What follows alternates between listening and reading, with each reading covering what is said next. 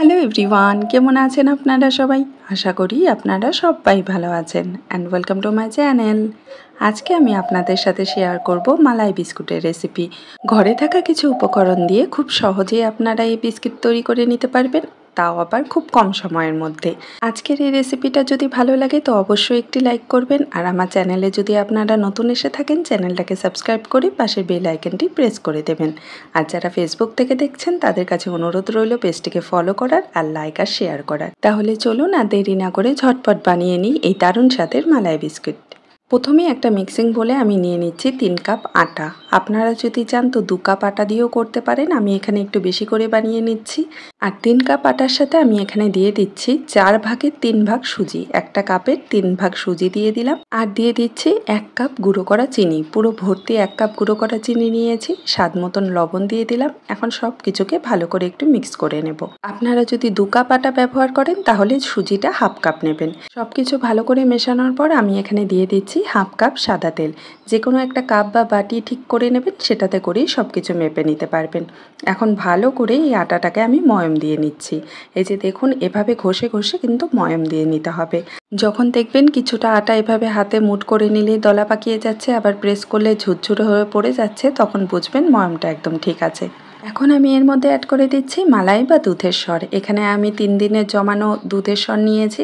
তো আপনারা খেয়াল রাখবেন দুধের স্বরটা যেন একদম ফ্রেশ হয়, তাহলেই কিন্তু বিস্কুটটা ভালো হবে। তো এখানে প্রথমে আমি 4 টেবিল চামচের মতো দুধের স্বর দিয়ে দিচ্ছি, পরে যদি লাগে তাহলে আবার দেব। তো 4 টেবিল চামচ দিয়ে আমি এটাকে ভালো করে মিশিয়ে নেব। আর এখানে আমার এই বোলে মেশাতে একটু অসুবিধা হচ্ছিল, তার জন্য পরে আমি থালায় ঢেলে নিয়েছি এটাকে। আর এখানে আমি আরও 2 টেবিল চামচের মতো দুধের স্বর দিয়েছি। তো টোটাল কিন্তু আমরা এখানে 6 টেবিল চামচ দুধের স্বর দিয়েছি। আপনারা যতটা পরিমাণ আটা নেবেন তার উপর ডিপেন্ড করেই কিন্তু দুধের স্বরটা অ্যাড করতে হবে। তো এই যে দেখুন, এভাবে ভালো করে মেখে একটা ডোয়ের মতো তৈরি করে নিতে হবে। আর এখানে ডোটা কিন্তু একদম তৈরি হয়ে গেছে। আর এটা কিন্তু একটু ফাটা ফাটা এরকম ডো হবে, একদম প্লেন যে স্মুথ ডো হয় সেটা হবে না, যেহেতু আটার বিস্কিট। তো এখানে আমি 3টে ভাগ করে নিচ্ছি এই ডোটাকে, তাহলে আমরা যখন এটাকে বেলে শেপ দেব তাহলে সুবিধা হবে। তো এখানে 3টে ডোয়ের থেকে একটা ডো আমি নিয়ে নিয়েছি, আর এটাকে এখন এভাবে বেলে নিচ্ছি। আর বেলার সময় দেখবেন সাইড দিয়ে ফেটে ফেটে যাচ্ছে, তো টেনশনের কোনো কারণ নেই। এইভাবে হাত দিয়ে একটু চেপে চেপে দিলেই খুব ভালো করে কিন্তু আপনারা বেলে নিতে পারবেন। তো কতটা মোটা বা পাতলা বিস্কিট আপনারা বানাতে চান তো সেই বুঝে আপনারা বেলে নেবেন। আমি বলবো যে একটু মোটা করেই বেলতে, যেহেতু এটা খুবই সফট হয় ভাজার সময়, তার জন্য বলবো যে একটু মোটা করেই বেলে নেবেন। তো এখানে আমি বেলা হয়ে গেছে আমার, তো একটা কাপ দিয়ে আমি এভাবে কেটে নিচ্ছি কাপের মুখটা দিয়ে।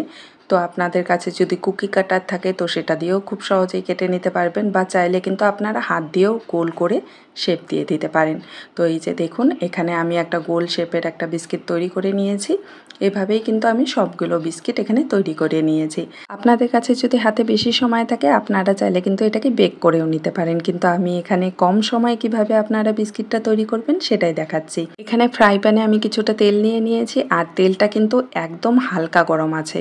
দেওয়ার সাথে সাথে বিস্কিটটা যখন দেবেন তখন কিন্তু সাথে সাথে কিন্তু বাবল উঠবে না। তো তেলটা এরকম গরম হতে হবে।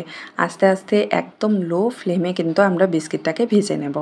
আর যখন 1 থেকে 1.5 মিনিট পর এভাবে আস্তে করে উল্টে দিতে হবে। আমি বলবো যে একটা চামচের সাহায্যেই উল্টাবেন, কারণ বিস্কিটটা এই অবস্থায় অনেকটাই নরম থাকে, কিন্তু যখন এটা ঠান্ডা হয়ে যাবে তখন কিন্তু উপরেরটা একদম খাস্তা আর ভিতরেরটা এত সফট হবে যে মুখে দিলেই কিন্তু মিলিয়ে যাবে। একবার এই বিস্কিটটা বানিয়ে দেখুন, দোকান থেকে আর কিন্তু বিস্কিট কিনে আনতে হবে না, আর খুব কম খরচে কিন্তু এই বিস্কিটটা তৈরি হয়ে যায়। তো এই যে দেখুন, বিস্কিটগুলো কিন্তু আমার খুব ভালো করে ভাজা হয়ে গেছে। আর বেশি লাল করে আমি এটাকে ভাজবো না, কারণ এটা ঠান্ডা হলে আর একটু রঙটা গাঢ় হবে, তার জন্য এই অবস্থায় আমি এটাকে তেল ঝরিয়ে তুলে নিচ্ছি। আর এভাবেই কিন্তু আমি সবগুলো বিস্কিট ভেজে নেব। খুব কম সময়ে এভাবে কিন্তু আপনারা বিস্কিটটা তৈরি করে নিতে পারবেন। আর বেক করতে গেলে অনেকটাই সময় লাগে, তো বেক করা ছাড়া এভাবে খুব সহজে বিস্কিট তৈরি করে নিতে পারবেন। তো এই যে দেখুন, একদম পারফেক্ট কালার, আর উপরটা দেখেই বুঝতে পারছেন যে কতটা ক্রিস্পি আর খাস্তা হয়েছে। তো এইভাবেই আমি সবগুলো বিস্কিট ভেজে নিয়েছি। এই যে দেখুন, একদম পারফেক্টভাবে এই বিস্কিটগুলো তৈরি হয়েছে। একটা বিস্কিটও কিন্তু ভেঙে যায়নি ভাজার সময়। তো অনেকের চিন্তা থাকে যে বিস্কিট তৈরি করতে গেলে ভেঙে যায়, তো মাপটা যদি আপনারা ঠিকঠাক রাখেন তাহলে কিন্তু বিস্কিটগুলো পারফেক্ট হবে। আর ওপরটা কতটা খাস্তা আর ভিতরটা কতটা সুন্দরভাবে কুক হয়েছে আপনারা দেখতেই পারলেন। আর এর স্বাদ কিন্তু দারুণ। তো একবার অবশ্যই ট্রাই করুন এই মালাই বিস্কিট। আজকের এই রেসিপিটা যদি আপনাদের ভালো লাগে তো অবশ্যই কমেন্টে জানাবেন। দেখা হবে আপনাদের সাথে আরেকটি নতুন রেসিপি নিয়ে। ভালো থাকবেন, সুস্থ থাকবেন। Bye bye.